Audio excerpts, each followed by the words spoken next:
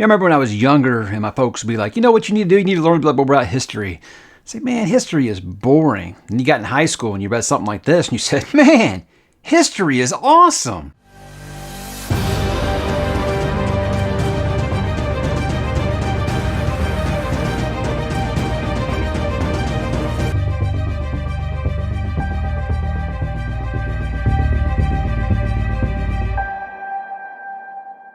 Hey, what's up, bookworms? Mike back to talk a little historical fiction today, guys. We're dipping to 1989's The Pillars of the Earth by Ken Follett. Book 1 in the Kingsbridge series. Funny story about that is I didn't know that this was a series until I started this channel, so we'll get to that in a second. This was not a big success upon release, did not sell very well. The publisher had been like, you know what, you were doing those spy novels before this. Why don't you go back to writing that? But I do believe that the cream of the crop rises to the top, and through word of mouth, and over time this began to sell very, very well. Since then, it has sold roughly 30 million copies, been translated to 37 different languages, still sells about 100,000 copies per year, and it was made into an adaptation miniseries on Starz back in 2010, which I do recommend. It's very, very good, and that was back before I even knew who *𝕤𝕤𝕤𝕤 and ℙ𝕦𝕤𝕤𝕤 were, so it's a very, very great adaptation. I think you should check it out. My story with this, guys, is in high school, 1993, freshman in high school. Yes, I'm that old. A friend of mine, I was like, what is that giant book you're reading? And he's like, man, this is awesome. This is such an awesome book. You got to check it out. He's like, Pillars of the Earth. I was like, man, what an awesome name. What is it about? He says, oh, it's about, 12th century England, and they're building a cathedral, and yeah, it's just really awesome. I was like, doesn't sound very awesome, Brian. He's just like, trust me, just read it. He was right. It was one of those, it was probably the first book I read that was anything like this. Could not believe how fast I just ripped through the pages because it's just an awesome story, and that's what we're going to talk about today, guys. We'll begin like usual. I'm going to talk about what is Pillars of the Earth about. Well, it is 12th century England, and there is civil war, famine, and religious strife. With his family on the verge of starvation, Mason Tom Builder dreams of the day that he can use his talents to create and build a cathedral like no other. Philip, prior of Kingsbridge, is resourceful, but with money scarce, he knows that for his town to survive, it must find a way to thrive. And so he makes a decision to build within it the greatest Gothic cathedral the world has ever known. As Tom and Philip meet, so begins an epic tale of ambition, anarchy, and absolute power. In a world beset by strife and enemies that would thwart their plans, they will stop at nothing to achieve their ambitions in a struggle between good and evil that will turn church against state and make brother turn against brother. Guys, that leads us to 1989. This is The Pillars of the Earth. I felt like everybody's at least heard of this book at this point. And if you're here, maybe you're just a little curious if you haven't read it yet. Well, I'm here to tell you guys, here's what makes it good and bad. I'm going to start with the good because there is a ton of it. First off, guys, the characters are just amazing. What I think is just so good, besides the way that he writes, the way that they interact with one another, his dialogue is very good. Look, first off, Ken Follett, amazing writer. I want to make sure that I don't skip that part because there's so much going on in this book that I might forget to just tell you this guy is very, very good at what he does.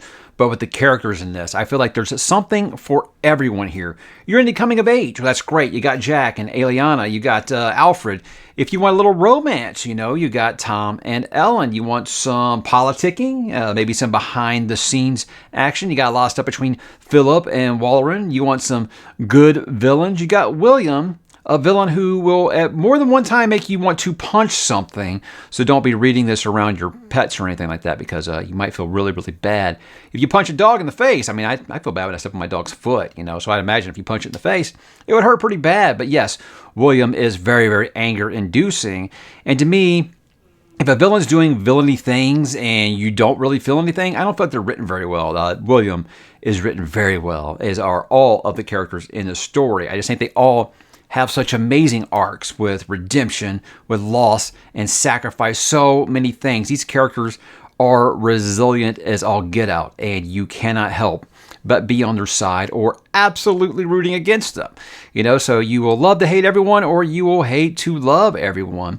It's really, really well done. Like I said, I feel like this it is historical fiction, but I feel like you could get this in any kind of genre that you want to because it's such a great mashup of a little bit of everything. And that's why I say I think fantasy fans would actually, if you've been trying to get into historical fiction, this is definitely the place to start.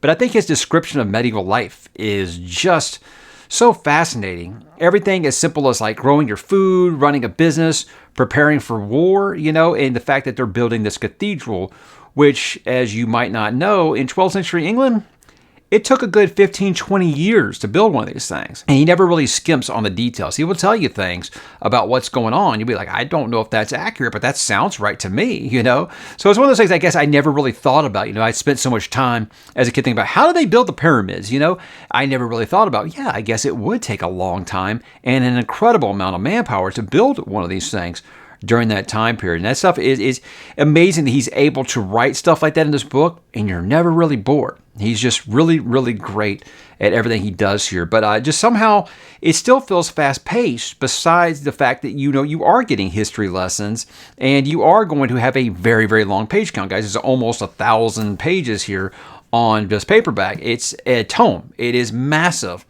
And it's one of those that, like I said, I was 15 years old reading this, and I could not believe how fast I ripped through this. I had never read anything even close to this massive before that. And this was kind of my introduction to the world of historical fiction, knowing that we could have something that's based on history, might have some inaccuracies. I think that's been one of the criticisms of this book, is that it does have some historical inaccuracies, but it's based on real characters, real events, and that kind of makes it interesting. And I like that. I mean, when I read historical fiction, I want to be entertained, but you know what? I also want to learn some stuff. Like I'm reading Shogun right now. I'm like, I had no idea about all this stuff about Portuguese and Spain. I feel like you're always learning something with this book about what's going on with the history. And you'll find yourself falling down a rabbit hole a couple of times. Just start looking on Wikipedia, and all of a sudden, next thing you know, you're full on into like this rebellion going on in 12th century England. It's really, really deep and amazing. And I found myself doing some deep dives on YouTube about it too. So really, really great stuff there. But again, like I said, it feels so fast-paced, which is amazing with this, just as long as it's there. Now, there isn't a lot of battles, but when the battles do happen, they're very good. So he's good at writing just about everything that you can imagine here. He's not going to have these, months-long sieges like you might get in some other like military fantasy, but he's definitely getting to the points that matter. But he keeps it grounded. He does have, monarchies and stuff in this, but you really spend it on the ground level with these characters and seeing what's going on all around them.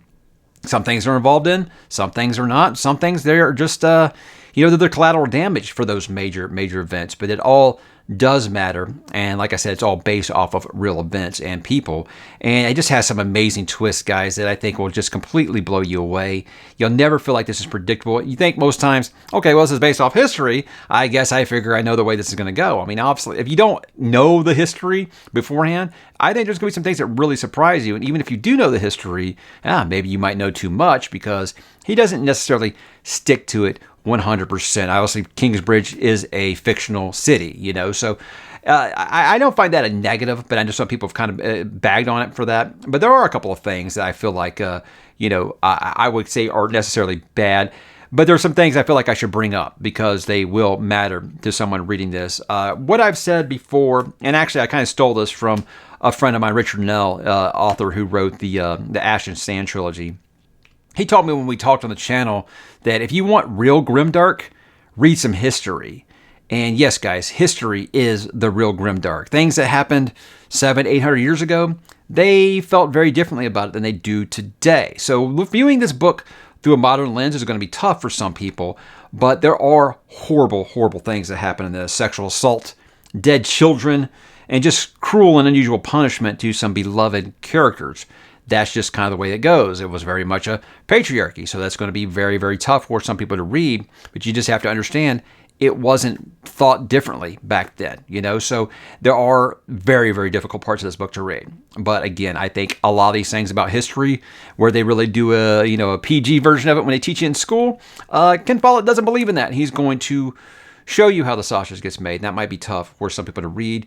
You might not get all the answers that you want. This is a massively long book. But unfortunately, there is a point where he does feel like he has to end it. And you might be like, oh, well, I kind of want to know what happens next. And I think that's really, to me, that's just that you really are wrapped up in these characters' lives. You've been spending, 4 decades with these characters, and you just want to keep, you don't want it to end. I think if that just means it's a really great book. I don't look at it as a negative. There are a lot of people who think that the book just ends. And I can see that complaint. For me, I thought it was very, very satisfying, but I would have spent more time here for sure, without a doubt. And some might find it too long. I feel like if you're an epic fantasy reader, long books aren't really going to scare you off. But again, like I said, I never feel like it's slow paced. I never feel like there's any sloggy parts. There's no drag. You're always curious about what's going to happen next. And again, you'll blow through this book really, really quick, which is just amazing when you consider the word count of this sucker. It's just monstrous. But again, I don't find that bad. But some people, if you don't like long books, I don't know if this is necessarily the one that you should read, you know. So again, that's just kind of on you. How about why you guys should read it? Look, if you've been interested in historical fiction, but you've never really made the leap, I think this would be a perfect place for you to start, especially if you love adult fantasy, because I think adult fantasy fans are going to eat this up, because if you add magic and you add dragons, this is an epic adult fantasy book. You know, I feel like a lot of all of those amazing, amazing adult epic fantasy series that we love, they're all based off of world history, you know, and I see like you can look at this and be like, yeah, very much so. You love Game of Thrones, I think you're going to be quite happy with what you find here with the politicking and the religion and all those things. The power struggles between the houses. It's very much here. It's all in history. George based those books off of very, very famous historical events. And you can see going through this, yeah, I feel like as a fantasy fan, I see no reason why you guys wouldn't like this book. But if medieval politics and drama are your thing, you're going to be hard-pressed to find anything else as good as this, because it is up there with some of the best that I've ever read. Heroes and heroines that you will adore, and villains that you'll hate. To me, your heroes are only as good as your villains, and this book has both of those. And it's going to be impossible for you not to root for people and root against others.